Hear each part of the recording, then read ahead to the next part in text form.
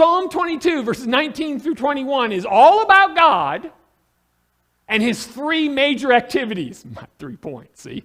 God is near. God is your help and your deliverance. And surprise, surprise, 3, God is rescuing, saving, and freeing. You know where we are, you know where we're going, and you know when we'll be done, right? That's the 3 points in the sermon in the sentence. I know it's long, and long-winded sermon in the sentence means a short sermon in some kind of imaginary land. I don't know about that. All right, so let's look at verse 19. Psalm 22, verse 19, where it talks about how God is near. Previously, the first 18 verses, you hear despair, pain, and suffering. Verse 11 has the same idea about him being alone. Verse 11, he's crying out, "Where are you, God?"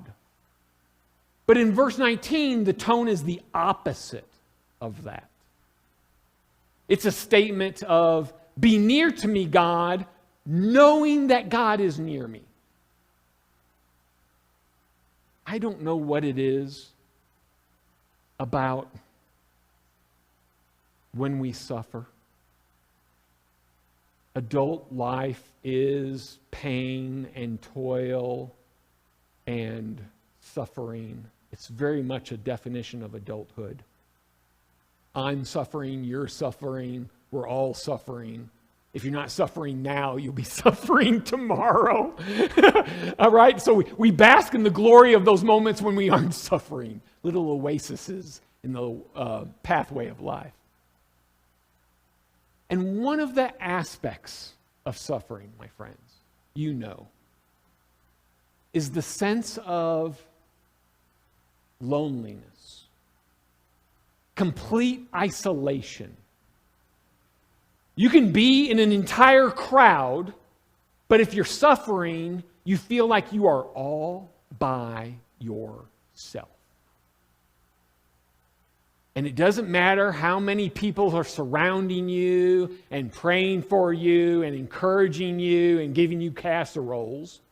In your head of heads, in your brain, the way you interpret the situation,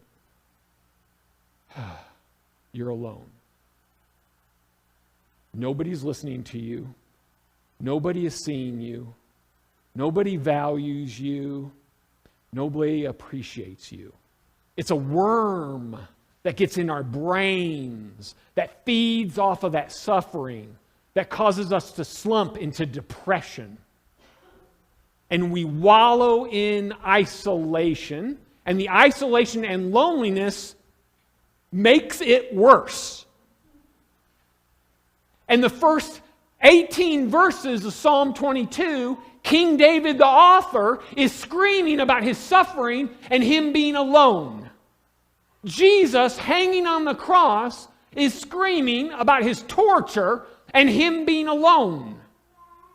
Good Friday. But with this verse, verse 19, it all changes. In verse 19, it's not about him being alone. It's not about how you feel like you're alone, you're completely isolated, you're by yourself, no one can see you and no one can hear you. The truth is, we are never alone, my friends. If you have committed yourself to Jesus, and you are walking in an intimate relationship with God, if you're Tom Hanks on the island with the volleyball, it's still you, Wilson, and Jesus. You can't get rid of God. And that's what David in Psalm 22 is talking about. I feel alone, I feel alone, I feel alone. But here in this verse, the tone changes. Be near to me, my God, because I know you're here. There's a confidence and there's assurance that God is present in the midst of David's suffering. We get obsessed with Jesus quoting this statement, my God, why hast thou forsaken me? And we have made up an entire bunch of theology about the holiness of God the Father had to turn his back on Jesus. a statement that is never mentioned in the Bible. And if we would read Psalm 22, we would see it starts off with, I'm alone. Oh, but God is here. God is here.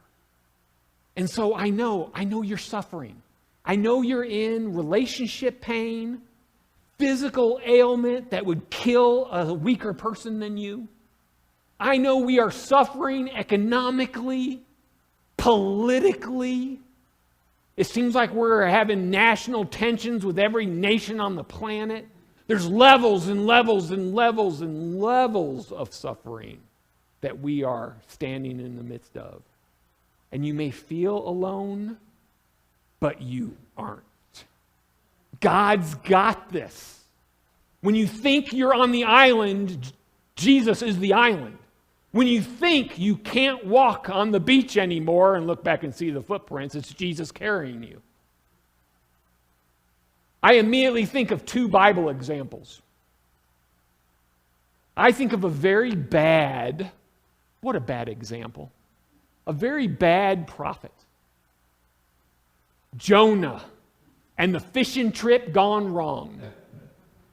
You know this story. Jonah is a prophet of Israel, God's chosen people, and God says, go by land north and take the gospel there, call them to repentance or I'm going to destroy them. And Jonah says, good, I hate those people. And instead of going by land north, he gets on a boat to go west. He's trying to run away from God.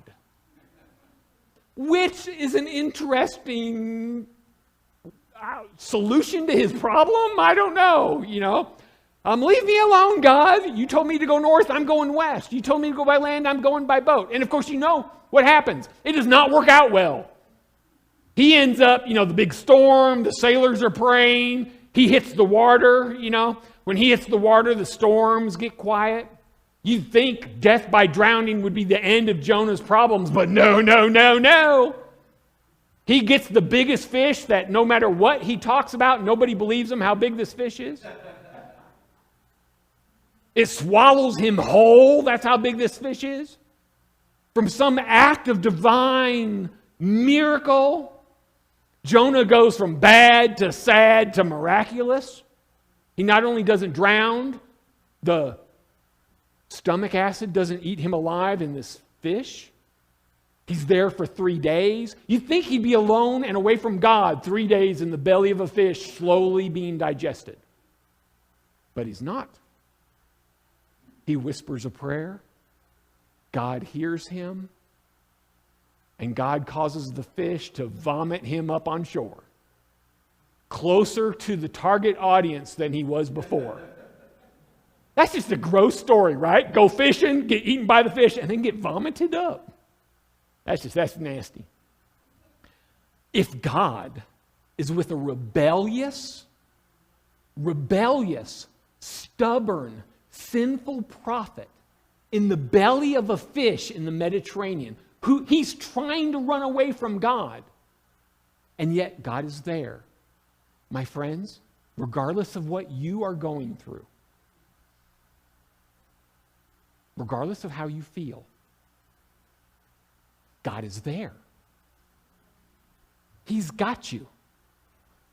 Bad, sad, or miraculous. Now, he's a bad prophet. Most of the prophets are fantastic. The other example that comes to mind is Daniel. Daniel is an administrator. He's a bureaucrat.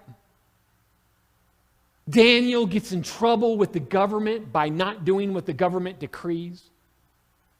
The king, because of the king's decree, the king is going to have to throw Daniel into a cage of hungry hippos. No, not hungry lions. For him to be eaten. And so Daniel is a man of faith who's doing the right thing in the midst of persecution. Comes down, Daniel gets thrown into the lion's den. The king is worried about his friend Daniel being eaten alive. Come morning, the king runs down to see. Maybe something miraculous has happened to his faithful friend. And Daniel's just sitting among the lions, I don't know, petting them, naming them. Oh, this is a tabby. We're just going to name, listen to him purr. The lions were supposed to tear him apart within minutes. And instead, he sat among them all night. The angel of the Lord closed their mouths. So in the morning, Daniel's like, do I get food in here or what? I know you're suffering. And it may be physical pain, it may be politics. At work, you may be surrounded by hungry, hungry lions. And think you're all alone. But like David and his enemies, Jesus hanging on the cross, Jonah and Daniel, you are not in this fight alone, my friends. You aren't. He's there. He's there during the bad, he's there during the sad, and he is prepared to do the miraculous. David experienced it. Jesus experienced it. And if you walk with God long enough, you'll experience it too. You absolutely will. I know. I'm so grateful that Psalm 22 makes this change. Because the first 18 verses is all about, deep, dark depression, real emotions. And here we have, but I know God is here, and God has got that. I almost got myself lost there. Being near, we're talking about God's presence. Let's go back to the